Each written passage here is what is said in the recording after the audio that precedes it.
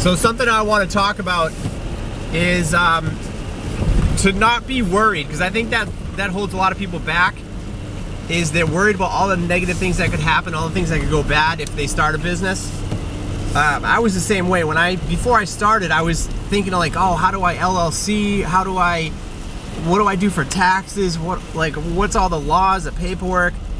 I was so worried about that, and I went to a meeting that I scheduled with a small business type of meeting, and he was the guy that I met with. He said, all you have to do is just start doing the jobs and collecting money. Because I said, well, how do I know that I'm in business? How am I officially in business? He said, well, you're doing jobs and collecting money, so you're in business. So, I mean, that's basically what it is. And then when you do taxes, you just schedule, I think it's a schedule, or you fill out, I think it's called a Schedule C.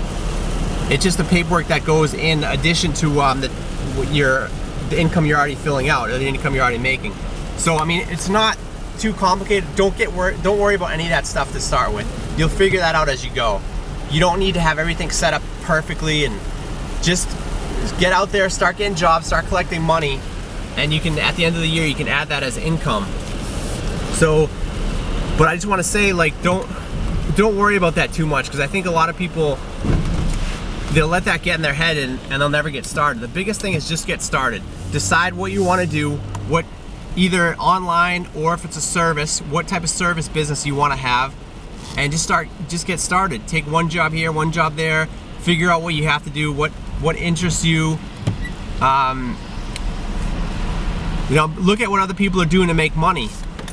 And because, I mean, it doesn't really matter what it is. Like, say I'm in pest control, it's not the most glamorous thing in the world, but it's amazing because I have free time, I can do what I want, I make more money, I love doing it. So it works out for me. But I mean, like, if there's something that you're not really fully passionate about, if you feel like, just for example, you're gonna do plumbing and you don't feel like you're obsessed with plumbing, that's fine. Once you start doing it, you're gonna value the extra time you have. You're gonna just enjoy working for yourself, being on your own. So those are some of the things that will come with doing the job or doing the work, being in business for yourself. So it doesn't have to be something that you're super passionate about. Not necessarily, I mean, it could be, but just the whole point is to get started. That's the biggest thing, is don't wait. Don't worry about everything that could happen, everything that could go wrong, how you're gonna do this, do that.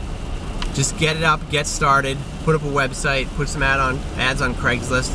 And I mean, there's a million other ways you can go. You'd have word of mouth, you have things like Angie's List, Thumbtack, but the big thing is get started, get a few jobs, and just get it growing. As long as you do a good job at whatever industry you're in, it won't take that long to build. And if there's a market for it, people are already hiring other people to do that work.